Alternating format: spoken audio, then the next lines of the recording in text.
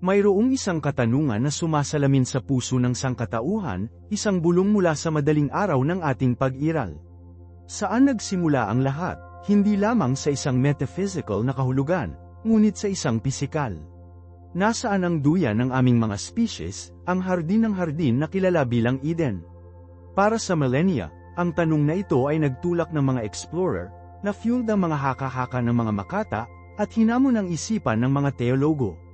Ito ay isang paghahanap hindi lamang para sa isang nawawalang lokasyon, ngunit para sa isang nawawalang estado ng pagiging isang oras ng perpektong pakikipag-isa sa pagitan ng Diyos at tao. Marami ang nag-alis nito bilang alamat lamang, isang magandang alegorya para sa aming mga pinagmulan. Ngunit paano kung ang Biblia, ang aming pinakasinaunang at sagradong gabay, ay nagbibigay ng isang mapa? Paano kung ang mga pahiwatig sa eksaktong lokasyon ng hardin ng Eden ay nagtatago sa payak na paningin, naghihintay para sa atin na maunawaan ang totoong katangian ng mundo na nilikha ng Diyos, ang mundo na, at ang mundo na ngayon? Ngayon, nagsisimula kami sa isang paglalakbay, hindi haka-haka, ngunit sa pagsisiyasat. Susundan natin ang mga marker ng heograpiya na inilatag sa aklat ng Genesis, kukonsulta tayo mismo sa mundo, at makikita natin ang isang katotohanan tungkol sa Eden na mas malalim at nakakagulat kaysa sa karamihan ay nang ahas na isipin. Ang paghahanap para sa aming unang tahanan ay nagsisimula ngayon. Ang misteryo ng hardin ng Eden ay, sa maraming paraan, ang misteryo ng ating sarili. Kinakatawan nito ang aming pinagmulan, isang lugar ng kawalang kasalanan at banal na presensya na agad nating naramdaman na nawala tayo.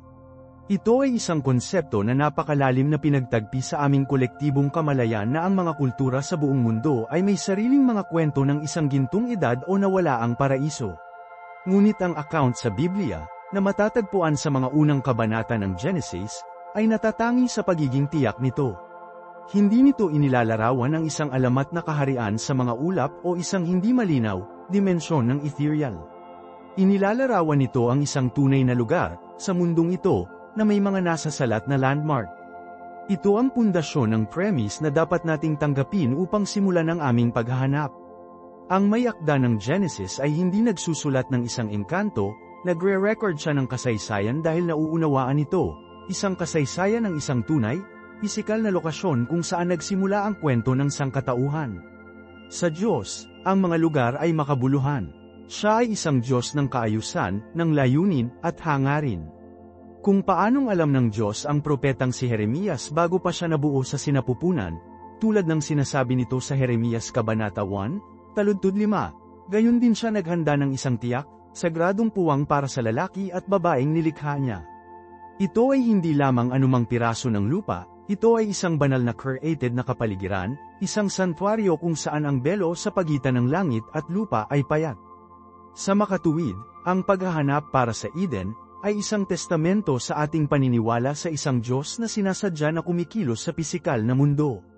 Sa loob ng maraming siglo, ang mga matapang na kalalakihan at kababaihan mga archaeologist, mga historiador, at mga debotong naghahanap ay nagbuhos sa mga sinaunang teksto at sinaksak ang mga disyerto at bundok ng malapit na silangan, lahat ay hinihimok ng paniniwala na ang mga pahiwatig sa Genesis ay tumuturo sa isang tuldok sa isang mapa.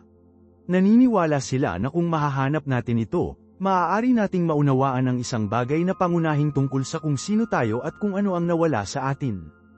Ang aming pangunahing at pinakamahalagang piraso ng katibayan ay ang paglalarawan ng heograpiya na ibinigay sa Genesis, Kabanata 2, talata 10 hanggang 14. Ang talatang ito ay ang aming mapa ng kayamanan.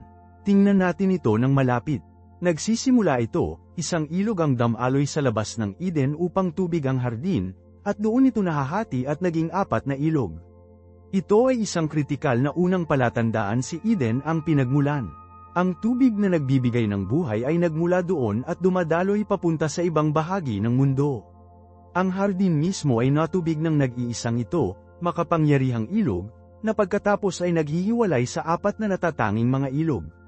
Ang teksto pagkatapos ay pinangalanan ng mga ito, na nagbibigay ng karagdagang mga detalye para sa bawat isa. Ang una ay ang Pishon. Sinasabi sa amin ng banal na kasulatan na ito ang isa na damaloy sa buong lupain ng Havilah, kung saan may ginto. At ang ginto ng lupang yon ay mabuti, bdellium at onyx na bato ay naroroon. Ang mga ito ay hindi kapani-paniwalang tiyak na mga marker, hindi lamang isang ilog, ngunit isang ilog na hangganan ng isang tiyak na lupain, isang lupain na kilala sa dekalidad na ginto at iba pang mahalagang materyales. Ang pangalawang ilog ay ang Gihon, na sinasabing dam-aloy sa buong lupain ng Kush. Kasaysayan, ang Kush ay isang pangalan na madalas na nauugnay sa rehiyon ng sinaunang Ethiopia o Nubia, sa Africa, isang detalye na may mga nakakagulat na mga iskolar sa loob ng maraming siglo. Ang ikatlong ilog ay ang Tigris, na tinawag na Hiddekel sa teksto ng Hebreo, at inilarawan ito bilang dumadaloy na silangan ng Ashur o Assyria. At sa wakas, ang ika-4 na ilog ay ang Euphrates. Ang mga huling dalawang pangalan ay agad na lumundag sa pahina sa sinumang may pangunahing kaalaman sa sinaunang kasaysayan o modernong heograpiya. Ang banal na kasulatan ay hindi nag-aalok ng impormasyong ito. Ito ay ipinakita bilang isang katotohanan, paglalarawan ng heograpiya, isang hanay ng mga coordinate para sa isang mundo na. Kung gayon, ang aming gawain ay gawin ang sinaunang mapa na ito at subukang ilagay ito sa aming modernong mundo, upang makita kung ang mga landmark ay nakahanay pa rin. At ito ay kung saan nagsisimula ang aming tunay na pagsisiyasat, na may dalawang pangalan na sumasaklaw sa sinaunang misteryo sa ating sariling mundo, at dalawang pangalan na tila nawala sa mukha ng lupa. Ang pagkakaroon ng Tigris at Euphrates sa biblical na account na ito ay malalim. Ito ang aming angkla. Hindi ito mga alamat na ilog na dumadaloy sa isang pangarap, ang mga ito ay tunay, nasa salat na mga katawan ng tubig na inukit ang kanilang paraan sa puso ng kasaysayan ng tao. Dumadaloy sila ngayon sa pamamagitan ng Turkey, Syria, at Iraq, na nagko-convert sa timog bago walang laman sa gulpo ng Persia. Ang lupain na matatagpuan sa pagitan nila, Mesopotamia, ay hindi lamang ilang sinaunang rehiyon, ito ay lubos na literal na duyan ng sibilisasyon. Narito na unang binuo ng sangkatauhan ang agrikultura, pagsulat, gulong, at ang unang mahusay na mga lungsod tulad ng Ur, Uruk, at Babylonia. Ang mismong lupa doon ay makapal na may alikabok ng mga imperyo. Ito ba ay isang pagkakataon na ang punto ng pinagmulan ng Biblia ay matatagpuan sa parehong rehiyon kung saan nagsimula ang secular na kasaysayan sa amin ng sibilisasyon? Sa tingin ko hindi. Ang kombinasyon ng banal na kasulatan at arkeolohiya ay napakalakas upang huwag pansinin. Ito ay humantong sa maraming mga mananaliksik, pinakalohikal, upang ituon ang kanilang paghahanap sa southern Iraq. Ang teorya ay napupunta na ang nag-iisang ilog na dumadaloy sa labas ng Eden ay ang Shatt al-Arab, ang ilog na nabuo ng confluence ng Tigris at Euphrates, at ang Eden mismo ay matatagpuan sa pinuno ng Persian Gulf. Ang ilan ay nagturo pa sa mga nalubog na lupain ngayon sa ilalim ng tubig ng gulpo, na nagmumungkahi na ang baybayin ay lubos na naiiba sa Antigang at na ang orihinal na site ng hardin ngayon ay nasa ilalim ng mga alon. Ang modelong ito ay tila sapat na simple, mayroon kang 2 sa 4 na mga ilog na accounted, na dumadaloy mula sa isang lugar na mapagkukunan. Ngunit ang matikas na solusyon na ito ay agad na tumatakbo sa isang kakilakilabot na balakid, ang 2 na walang mga ilog. Nasaan ang Pisian at ang Gihon? Kung si Eden ay nasa Mesopotamia, paano natin isasaalang-alang ang 2 iba pang mga pangunahing ilog na nagmula sa parehong mapagkukunan? Isaalang-alang muna natin ang Pisian, na dam-aloy sa lupain ng Havilah, isang lupain ng mahusay na ginto, bdellium, at onyx. Sa loob ng maraming siglo, sinubukan ng mga iskolar na kilalanin si Havilah. Ang ilan ay tumingin sa India, ang iba pa sa Anatolia. Ngunit ang isang mas nakakaengginyong teorya, na suportado ng satellite imagery, ay tumingin sa Arabian Peninsula. Natuklasan ng mga geologo ang katibayan ng isang napakalaking, sinaunang sistema ng ilog na ngayon ay namatay na isang fossil river, na dating dam-aloy mula sa mga bundok ng kanlurang Arabia sa silangan sa tapat ng disyerto, na walang laman sa gulpo ng Persia na malapit sa modernong araw na pagkumpirma ng Tigris at Euphrates. Ang nawala na ilog na ito, na tinawag ng ilan sa Kuwait River, ay dumadaloy sa isang rehiyon na kasaysayan na kilala para sa mga mapagkukunan nito, kabilang ang mga gintong mina sa sinaunang Median. Maaari ba itong maging Pisian natin?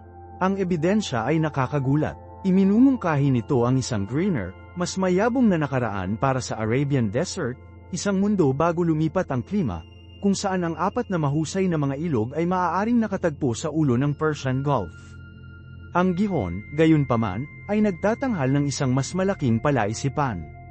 Sinasabi ng teksto na ito ay damaloy sa buong lupain ng Kush. Tulad ng nabanggit namin, ang Kush ay halos nakilala sa buong mundo na may sinaunang Nubia o Ethiopia, timog ng Egypt. Lumilikha ito ng isang imposible sa heograpiya.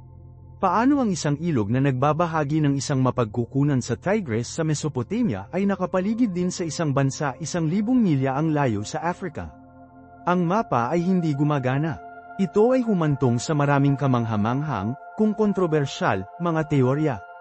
Ang isa ay ang pangalang Kush. Sa kontekstong ito ay hindi tumutukoy sa kaharian ng Africa, ngunit sa ibang, mas malapit na mga tao marahil ang mga Kassites, na ang pangalan ng Akkadian ay Kashu, at na nakatira sa mga bundok ng Zagros sa silangan ng Mesopotamia. Ang isang malakas na ilog na dumadaloy mula sa rehiyon na iyon ay magkasya sa geographical na modelo na mas mahusay. Ang isa pa, mas maraming radikal na teorya ay nagmumungkahi na ang paglalarawan ay hindi apat na magkahiwalay na ilog na sumasanga, ngunit ng isang malawak, magkakaugnay na sistema ng daanan ng tubig na tinukoy ang kilalang mundo sa sinaunang manunulat. Ngunit ang parehong mga ito ay parang mga pagtatangka upang pilitin ang mga piraso upang magkasya. Ang teksto ay lubos na tiyak, isang mapagkukunan, apat na mga ilog. Ang pagkakaiba-iba ng Gihon ay ang nag-iisang pinakadakilang hamon sa teorya ng Mesopotamian, isang buhol na hindi pa nababago. At pinipilit tayo na magtanong sa isang mas malaki, mas maraming pagbabago sa mundo. Paano kung ang mapa na sinusubukan nating gamitin ay isang mapa ng isang mundo na hindi na umiiral? Paano kung ang ilang mga cataclysm at nakaganapan ay napakalalim na binago ang mukha ng lupa na ang heograpiya ng Genesis ngayon ay hindi natatanggap sa atin? Dinadala ito sa amin sa pinakadramatiko at, para sa marami, ang pinakanakakahimok na paliwanag para sa mga pagkakaiba-iba ng heograpiya, ang mahusay na baha. Kung kukunin natin ang salaysay ng Genesis sa kabuuan, ang account ng Eden sa Kabanata 2 ay sinusunod, ilang mga kabanata lamang ang lumipas, sa pamamagitan ng kwento ng isang pagsira sa mundo. Isang cataclysm kaya kabuuan na ito ay blotted out ang bawat buhay na bagay na nasa mukha ng lupa. Ang nasabing kaganapan ay hindi lamang isang baha, ito ay magiging isang kumpletong geological na muling pagsasaayos ng planeta. Ang mas manipis na bigat ng trilyon ng tonelada ng tubig, ang napakalaking tectonic shifts, ang aktibidad ng bulkan, ang pagsabog ng pagguho, at ang kasunod na muling pagdidisenyo ng napakalawak na mga layer ng sediment ay lubos na mapapawi ang pre-baha mundo. Ang landscape ng antediluvian ay ilibing, ang mga bundok nito ay naka-level, napuno ang mga lambak nito, ang mga kurso sa ilog nito ay nawawala na lampas sa pagkilala. Sa pananaw na ito, ang paghahanap para sa Eden sa isang modernong mapa ay isang gawain ng tanga. Ito ay tulad ng pagsisikap na hanapin ang tiyak na layout ng isang Roman villa sa pamamagitan ng pagtingin sa modernong lungsod ng London na itinayo sa tuktok ng mga lugar ng pagkasira nito. Ang orihinal ay nawala, inilibing at nasira. Ang mapa sa Genesis Kapitulo 2, kung gayon, ay hindi isang gabay sa ating mundo, ngunit isang memorya ng isang nawalang mundo. Ito ay isang paglalarawan ng bago ang mga oras. Ito ay matikas na malutas ang problema sa Gihon. Ang Gihon ay maaaring napakahusay na damaloy mula sa isang mapagkukunan na malapit sa Tigris at Euphrates at umiikot sa isang rehiyon na kilala bilang Kush sa sinaunang mundo. Isang mundo na may ganap na magkakaibang pagsasaayos ng mga kontinente at daanan ng tubig. Ngunit nagtaas ito ng isang agarang at malakas na pagtutol. Kung ang matandang mundo ay nawasak, bakit ang dalawa sa mga ilog, ang Tigris at ang Euphrates, ay umiiral pa rin ang parehong mga pangalan ngayon, na dumadaloy sa mismong lokasyon na itinuturo ng karamihan sa mga teorya? Ang mga proponents ng modelong nawala na mundo, ay may isang kamanghamanghang sagot para dito. Iminumungkahi nila na si Noe at ang kanyang mga inapo, na umuusbong mula sa arka papunta sa isang bago, hilaw, at hindi pamilyar na tanawin, ginawa kung ano ang palaging ginagawa ng mga tao, pinangalanan nila ang kanilang bagong tahanan pagkatapos ng kanilang dating. Natagpuan nila ang dalawang mahusay na mga ilog sa kapatagan ng Shinar, ang bagong duyan ng sangkatauhan, at pinangalanan silang Pereth at Hiddekal ang Euphrates at ang Tigris sa memorya ng mga makapangyarihang ilog ng mundo na nawala. Ito ay isang mapang akit na gawa ng pag-alaala, isang paraan upang mayangkin ang kanilang bagong katotohanan sa sagradong kasaysayan ng kanilang nakaraan. Nakikita natin ang pattern na ito sa buong kasaysayan ng tao.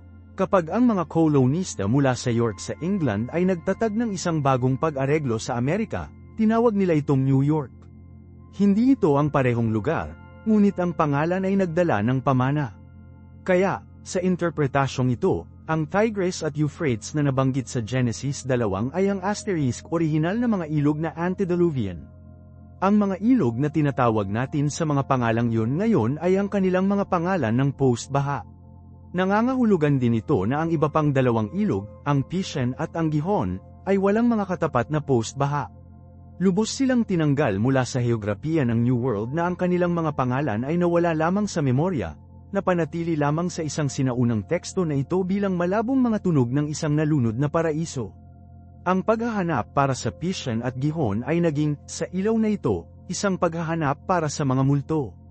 Ang teoryang ito ay malakas sapagkat pinarangalan nito ang panloob na lawika ng salaysay ng Genesis at nagbibigay ng isang komprehensibong paliwanag kung bakit ang heograpiya ay hindi nakahanay sa ating sarili. Binago nito ang Eden mula sa isang nakatagong lokasyon sa isang nawalang panahon. Gayunpaman, inilalagay din nito ang Eden na lampas sa pag-abot ng pag-verify ng pang-agham o arkeolohiko. Kung nawasak ito, hindi natin ito mahanap. Para sa ilan, ito ay isang kasiyasang conclusion ng teolohiko. Para sa iba, parang isang intelektual na pagsuko.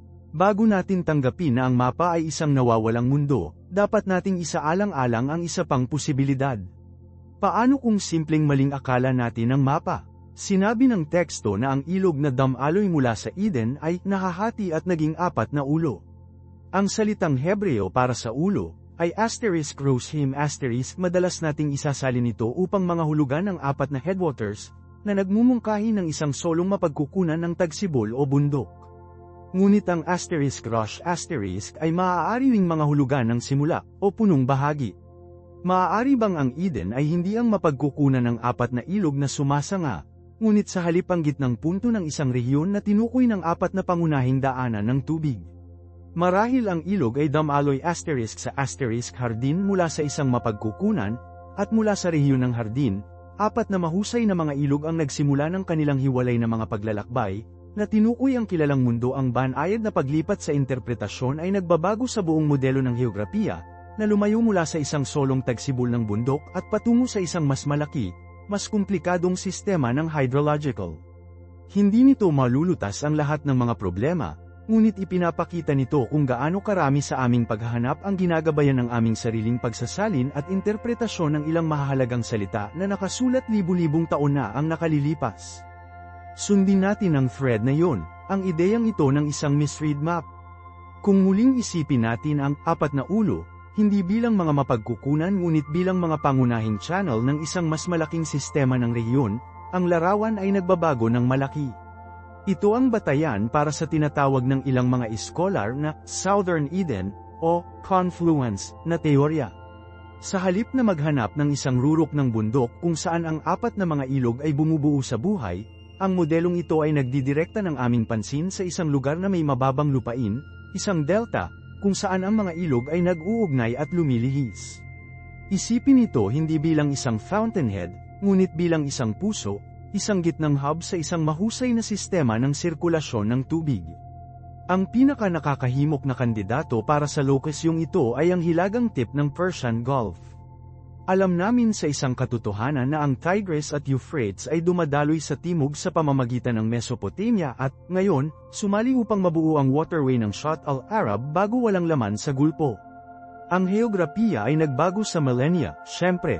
Ang mga antas ng dagat ay mas mababa sa huling panahon ng yelo, at ang baybayin ng gulpo ay makabuluhang higit pa sa timog. Ano ngayon ang isang mababaw na dagat ay isang beses na isang mayabong na lambak, isang perpektong kandidato para sa isang malago, mahusay na natubig na kapatagan. Sa modelong ito, ang ilog na dumadaloy mula sa Eden ay maaaring ang pinagsamang daloy ng ilang mga ilog sa pamamagitan ng ngayon na isinumite na lambak na ito. Kaya, mayroon kaming aming Tigris at Euphrates, na matatag na nakaangkla sa Mesopotamia. Ngunit ano ang tungkol sa Pishon at Gihon? Ito ay kung saan ang teorya ay nagiging tunay na kamanghamanghang, pinaghalo ang sinaunang teksto na may agham na cut edge. Sa loob ng mahabang panahon, walang kilalang mga ilog upang magkasya sa paglalarawan. Ngunit noong 1990s, ang imahe ng satellite mula sa programa ng Landsat ng NASA ay nagsiwalat ng isang bagay na pambihira. Ang hindi maikakailang mga bakas ng mga sinaunang, pinatuyong mga sistema ng ilog, fossil rivers, inilibing sa ilalim ng mga buhangin ng peninsula ng Arabian. Ang isa sa mga ito, isang malawak na network na tinatawag na Kuwait River, o Wadi al-Baitan, ay damaloy sa hilagang silangan mula sa mga bundok ng kanlurang Arabia, na walang laman sa gulpo ng Persia kung saan nagtatagpo ang Tigris at Euphrates. Ang nawalang ilog na ito ay isang malakas na kandidato para sa Piscian. Sinasabi ng teksto ng Genesis na ang Piscian ay dumadaloy sa buong lupain ng Havilah, kung saan may ginto. Ang mga sinaunang mapagkukunan ay madalas na iniuugnay ang Havilah sa Arabia, isang rehiyon na may kasaysayan na kilala para sa ginto, bidilium, at mahalagang mga bato. Bigla, ang teksto ay hindi lamang isang alamat, ito ay isang potensyal na memorya ng ibang panahon ng geological, isang oras na ang Arabia ay hindi isang disyerto ngunit isang verdant na lupain, isang savanna crisscross ng mga ilog. Ang ika-4 na ilog, ang Gihon, ay sinasabing damaloy sa buong lupain ng Kush. Ngayon, ang Kush ay madalas na nakilala sa Ethiopia o Nubia sa Africa, na nagtatanghal ng isang problema sa heograpiya para sa isang Mesopotamian Eden. Gayunpaman, ang salitang Kush ay mas komplikado. Mayroong katibayan ng isang cache site o Kashu sibilisasyon sa mga bundok ng Zagros sa silangan ng Mesopotamia. Ang ilog Karun, na nagmula sa mga napakabundok na ito at dumadaloy sa Shatt al-Arab ngayon, ay nagiging isang posible na kandidato para sa Gihon. Ito ay epektibong tinukoy ang silangang hangganan ng mahusay na Mesopotamian plain. Sa nag-iisang, magkakaugnay na larawan, mayroon kang 4 na pangunahing ilog: ang Tigris, ang Euphrates, ang Karun, Gihon, at ang sinaunang Kuwait River, Piscian. Lahat ay nagko-convert sa isang solong rehiyon sa ulo ng Persian Gulf. Ang rehiyon na ito, na ngayon ay nasa ilalim ng tubig o arid disyerto, ay magiging isang hindi kapani-pani walang mayabong, mahusay na natubig na paraiso libu-libong taon na ang nakalilipas, bago ang pagbabago ng klima at pagtaas ng mga antas ng dagat ay nagbago nito. Ang teoryang ito ay hindi nangangailangan sa amin upang maniwala sa isang nawalang mundo sa ibang sukat, hinihiling sa amin na tingnan ang asterisk ating mundo, ngunit upang makita ito tulad ng sa malalim na nakaraan, sa pamamagitan ng mga mata ng geology at climatology. Si Eden, sa pananaw na ito, ay hindi nawasak ng isang solong cataclysmic na baha, ngunit dahan-dahan, hindi may palabas, na-reclaim ng dagat at buhangin. Ang pamamaraang ito ay hindi kapani-pani walang nakakaakit dahil pinagsama nito ang teksto sa Biblia na may pagtuklas sa agham. Iminumungkahi nito na ang may akda ng Genesis ay nagtatrabaho mula sa isang tunay, kahit na sinaunang, memorya ng heograpiya ng isang tunay na lugar. Hindi nito napatunayan ang kwento ni na Adan at Eva, syempre, ngunit nagbibigay ito ng isang nasasalat, pisikal na yugto kung saan maaaring itakda ang kwentong yun. Binago nito ang paghahanap para sa Eden mula sa isang pangangaso ng kayamanan sa isang gawa ng paleogeograpiya. Gayunpaman, hindi ito walang sariling hanay ng mga hamon.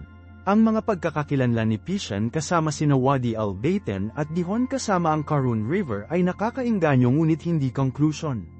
At ang timeline ay nakakalito. Ang panahon ng heolohikal na ang heograpiyang ito ay mabubuhay marahil 6,000 hanggang 10,000 taon na ang nakalilipas ay mas matanda kaysa sa tradisyonal na mga takdang oras na nagmula sa mga talaang kanan sa Biblia. Pinipilit nito ang muling pagsusuri kung paano natin nabasa ang pagkakasunod-sunod ng Genesis mismo.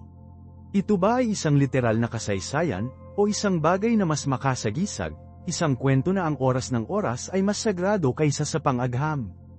Ang tanong na ito ay nagpipilit sa amin upang harapin ang mismong likas na katangian ng teksto na binabasa natin. Sinusubukan ba nating magkasya sa isang sinaunang, semi-mitolohikal na salaysay sa isang modernong, pang-agham na balangkas? Marahil ang pagkakamali ay atin, sa pag-aakalang ang may akda ng Genesis ay nagbahagi ng aming pagkahumaling sa linear, quantifiable time. Para sa sinaunang pag-iisip, ang oras ay maaaring maging paikot, simbolikong. Ang mga talaang kanan sa Genesis, na ginagamit upang makalkula ang edad ng mundo, ay maaaring hindi literal na mga tala ng ama sa anak na paraan ng isang modernong puno ng pamilya. Maaari silang maging simbolikong, na kumakatawan sa mga panahon, clans, o dinastiya, na may mga gaps at stylizations hindi na namin lubos na maunawaan. Kung pinapayagan natin ang kakayahang umangkop na ito, ang geological timeline ng isang 10,000 taong gulang na Persian Gulf Oasis ay hindi sumasalungat sa Biblia. Pinayaman lamang nito ang isang kwento na hindi kailanman sinadya upang maging isang ulat sa lab. Iminumungkahi nito na ang memorya ng Eden ay hindi kapani-pani walang sinaunang, isang malalim na echo ng kultura na ipinasa para sa millennia bago ito isinulat, isang bulong mula sa pinakadulo madaling araw ng husay na buhay ng tao. Ngunit ang interpretasyong ito, habang matikas, ay hindi lamang ang isa. Pivot tayo mula sa deltas at mga nalubog na baybayin ng timog at maglakbay sa pinagmulan. Paano kung ang paglalarawan sa Genesis ay hindi tungkol sa kung saan nagtatapos ang mga ilog, ngunit saan sila nagsisimula? Dinadala ito sa amin sa isa pang pangunahing kandidato para sa lokasyon ng Eden, isa na sa heograpiya at konsepto na halos ang polar na kabaligtaran ng teorya ng Persian Gulf, ang Armenian Highlands. Isipin mo ito. Sinabi ng teksto na ang isang ilog ay dumaloy mula sa Eden upang tubig ang hardin, at doon ito hinati at naging 4 na ilog. Ang imahinasyong ito ay isa sa isang mapagkukunan, isang fountainhead. Ang modelo ng Persian Gulf ay isang convergence zone. Ang modelo ng Armenian Highlands ay isang pagkakaiba-iba ng zone. Dito, sa bulubunduking talampas ng kung ano ngayon ang silangang Turkey, nahanap namin ang mga headwaters ng parehong Tigris at ang Euphrates. Hindi sila nag-uugnay dito, lumalabas sila at dumadaloy sa labas, pababa sa kapatagan ng Mesopotamia. Ito ay umaangkop sa paglalarawan ng flowed out of Eden, marahil kahit na mas literal. Ang paraiso dito ay hindi isang patutunguhan, ngunit isang punto ng pinagmulan. Mula sa high altitude na panimulang punto na ito, ang paghahanap para sa iba pang 2 ilog, ang Pishon at Gihon, ay nagsisimula muli. Ang mga tagataguyod ng teoryang ito ay tumingin sa iba pang mga pangunahing ilog na nagmula din sa masungit na tanawin na ito. Ang Pishon ay madalas na nakilala sa Aras River, na kilala rin bilang Araxes. Ito ay dumadaloy sa silangan, kasama ang mga hangganan ng Turkey, Armenia, Azerbaijan, at Iran, bago walang laman sa dagat ng Caspian. At ang paglalarawan ng Biblia. Ito ang isa na dumaloy sa buong lupain ng Havila, kung saan may ginto. Kasaysayan, ang rehiyon na ito, ang Caucasus at ang mga nakapalibot na lupain nito, ay kilala para sa yaman ng mineral, kabilang ang mga deposito ng ginto. Ang koneksyon ay, muli, nakakagulat. Ang ika-4 na ilog, ang Gihon, ay madalas na nakilala kasama ang Kora River, na tumataas sa malapit ngunit dumadaloy sa isang ganap na magkakaibang direksyon, hilagang kanluran sa pamamagitan ng Turkey at Georgia at sa itim na dagat. Sinabi ng teksto na ang Gihon ay dumaloy sa buong lupain ng Kush. Ngayon, tulad ng tinalakay natin, ang Kush ay karaniwang Ethiopia. Ngunit ang mga proponents ng teorya ng Armenian ay tumuturo sa parehong kalabuan na nakita namin kanina. Maaari bang sumangguni ang Kush sa isa pa, iba't ibang mga tao? Sinubukan ng ilan na i-connect ito sa sinaunang Colchis Kingdom, sa baybayin ng itim na dagat, sikat sa mitolohiya ng Greek bilang patutunguhan ni Jason at ang Argonauts, o sa iba pang mga tao ng Caucasus. Ang pagkakakilanlan na ito ay tinatanggap na ang pinakamahina na link sa teorya, ngunit ang pagkakaugnay ng heograpiya ng 4 na pangunahing mga ilog na mayroong kanilang mga mapagkukunan sa isang solong, mahusay na tinukoy na bulubunduking rehiyon ay ang malaking lakas. Ang pangitain ng Eden ay ganap na naiiba. Hindi ito isang malago, mababang nakahiga na delta oasis, isang lugar ng madaling kasaganaan at banayad na pamumuhay. Ito ay isang masungit, high-altitude paraiso, isang bubong ng mundo, kung saan bumaba ang tubig ng buhay upang mapangalagaan ang mga sibilisasyon sa ibaba. Maraming mga kultura ang tumitingin sa mga bundok bilang mga sagradong puwang, mga lugar kung saan nagtatagpo ang kalangitan at lupa. Mag-isip ng Mount Olympus para sa mga Griego, o Mount Sinai para sa mga Hebreo. Ang paglalagay ng Eden sa Highland Steppe sa malakas, primordial archetype ng Holy Mountain. Nagdadala din ito ng isang malalim na simbolikong resonance. Ang parehong rehiyon na ito, ang mga bundok ng Ararat, ay kung saan sinabi ng Biblia na si Noah ay dumating upang magpahinga pagkatapos ng baha. Upang magkaroon ng unang simula ng sangkatauhan at ang pangalawang simula nito, ang paglikha nito at ang muling paglikha nito, na matatagpuan sa parehong sagradong heograpiya, iyon ay isang malakas na piraso ng teolohikal na tula. Iminumungkahi nito ang isang sinasadyang pagmamapa ng mga sagradong kaganapan sa isang tunay na mundo na tanawin, na binabago ang mga bundok mismo sa isang bantayog ng banal na kasaysayan. Ito ay nag-frame ng Eden hindi lamang bilang isang hardin, ngunit bilang isang banal na balon, ang panghuli na mapagkukunan kung saan dumadaloy ang lahat ng buhay na nagbibigay ng buhay. Kaya ang teoryang ito ay nagtatanghal ng isang matibay na pagpipilian sa aming imahinasyon. Ang Eden ba ay mayabong, sun-drenched duyan ng sibilisasyon, isang lugar ng mayamang lupa at banayad na mga ilog kung saan unang natutunan ng sangkatauhan na linangin ang lupa?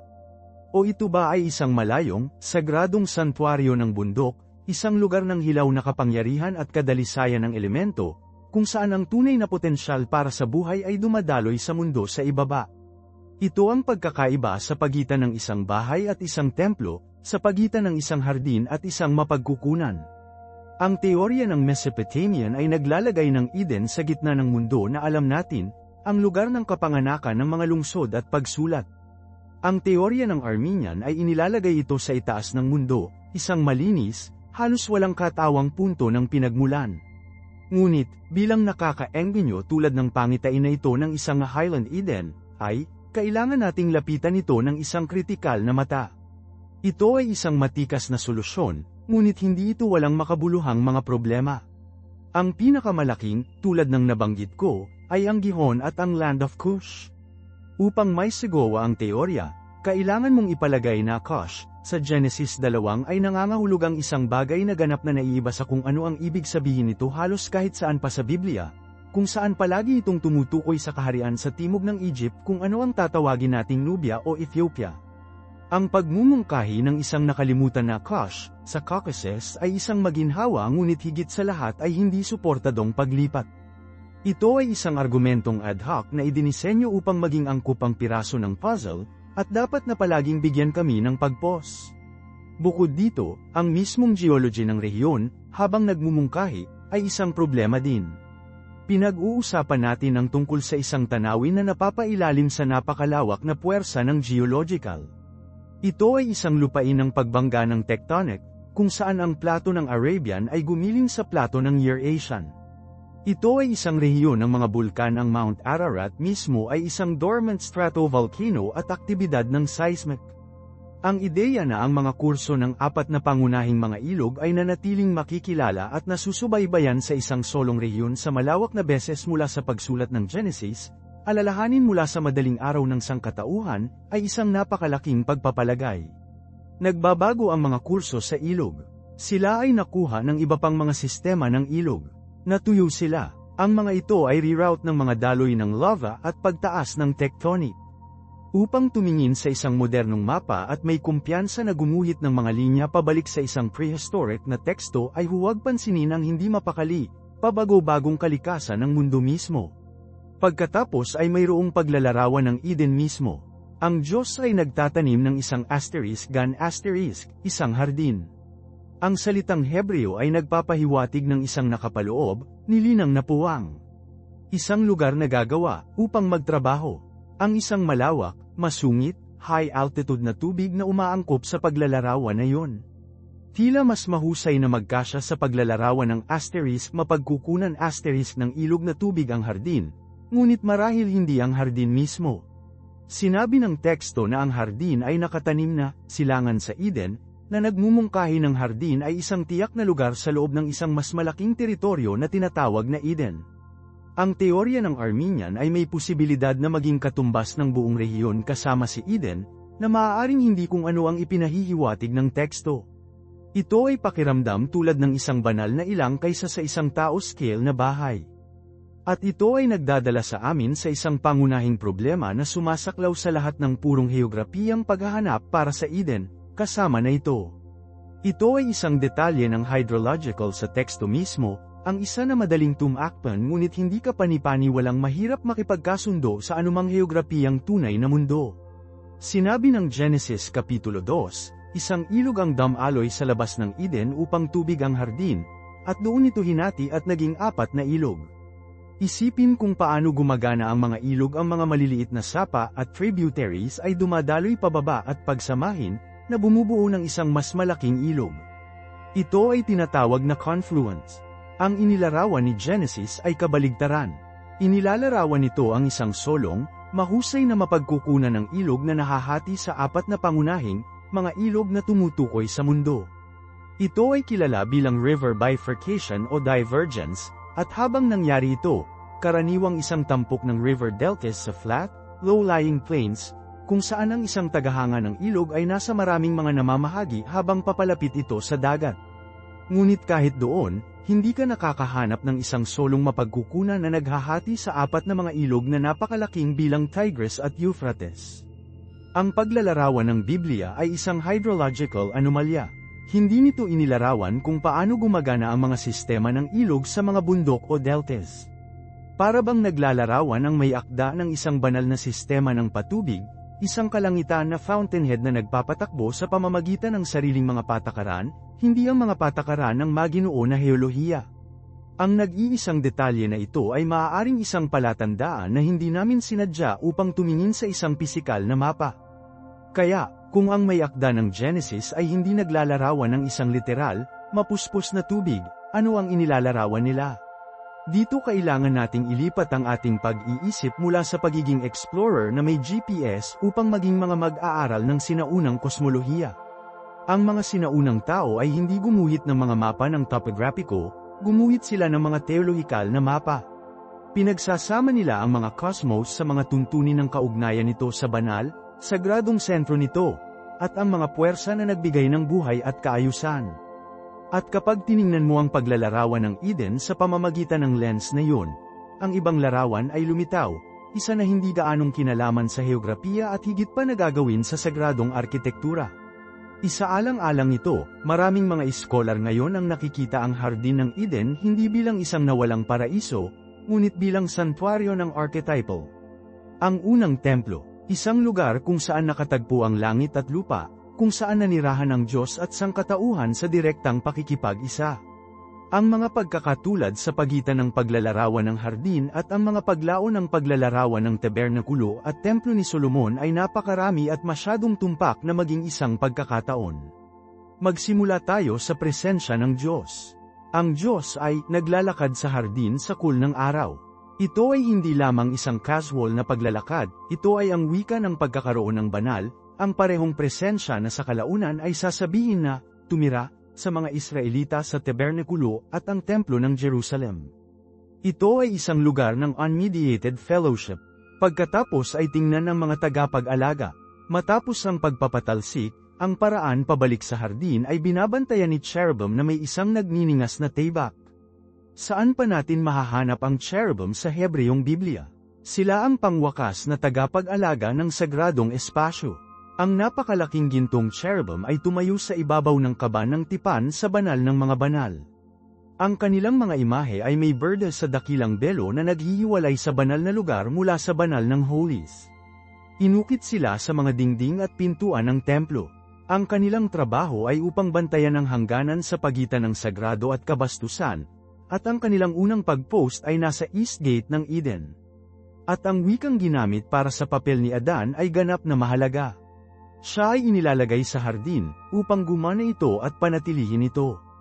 Ang mga pandiwa sa Hebreo ay asterisk abad asterisk at asterisk shamar asterisk. Ngayon, ang mga ito ay maaaring mga hulugan ng hanggang sa, at upang bantayan, tulad ng isang magsasaka. Ngunit hindi yun ang kanilang pangunahing kahulugan sa natitirang bahagi ng Pentateuch. Ang tiyak na pagpapares ng pandiwa na ito, asterisk abad asterisk at asterisk shamar asterisk, ay ginagamit halos eksklusibo upang ilarawan ang serbisyo ng mga pari at levites sa tabernakulo. Ito ay wika ng pari. Si Adan ay hindi lamang ang unang magsasaka, siya ang unang pari, na naglilingkod sa unang santuaryo. Ang mismong mga materyales na nabanggit na punto sa direksyon na ito. Ang lupain ng Havila, na natubigan ng ilog Kishon, ay may ginto, bidilium, at bato na onyx. Ang mga ito ay hindi random na mahalagang materyales. Ang ginto at onyx ay partikular na nakalista bilang mga materyales na ginamit upang mabuo ang tabernakulo at, pinakakapansin-pansin, ang mga kasuotan ng mataas na pari. Ang mga bato ng onyx ay nakaukit sa mga pangalan ng mga tribu ng Israel at nakalagay sa mga balikat ng ipad ng mataas na pari. Ang hardin, at ang mundo na tubig nito, ay ang mapagkukunan ng mismong mga materyales na ginamit upang mabuo ang formal na lugar ng pagsamba. Mula sa pananaw na ito, ang imposible na sistema ng ilog ay nagsisimula upang gawing perpekto, simbolikong kahulugan. Sa sinaunang pag-iisip ng malapit sa silangan, ang isang ilog ng buhay ay madalas na pinaniniwalaan na dumadaloy mula sa templo ng pangunahing Diyos, na madalas na matatagpuan sa isang kosmikong bundok sa gitna ng mundo.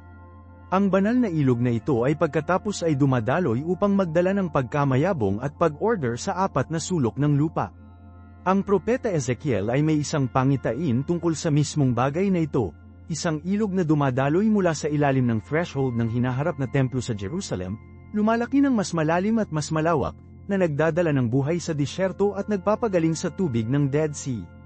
Ang ilog na dumadaloy mula sa Eden ay hindi isang tampok na geological, ito ay isang teolohikal na pahayag.